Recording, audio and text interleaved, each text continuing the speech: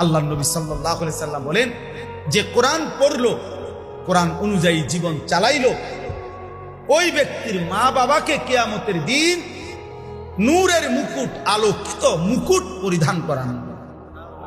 নবীজি বলছে, তাহলে ভাবো তো, যদি বাবা মাকে এই মর্যাদা দেওয়া হয়, তাহলে যে কোরআন পড়লো সরাসরি, যে নিজে আমল করলো, ফামা যান্নুকুম বিল্লাযী আমিলা বিহাযা, তাকে আল্লাহ কি পুরস্কার দিবে? যে কোরআন পড়ছে, যে কোরআন আমল করছে।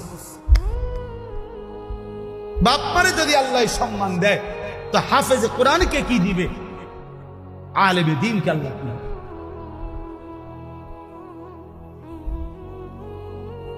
এজন্য প্রিয় ভাই, প্রিয় বাবা, সবাই মিলে গুনাহ ছাড়। আমার মূল বক্তব্য আজকে এটুকু, গুনাহ ছেড়ে দিতে হবে। আখিরাত যদি পাইতে হয়, জাহান্নাম থেকে বাঁচতে হলেও গুনাহ ছেড়ে দেওয়া জরুরি, জান্নাতে প্রবেশ করতে হলেও গুনাহ ছেড়ে দেওয়া জরুরি।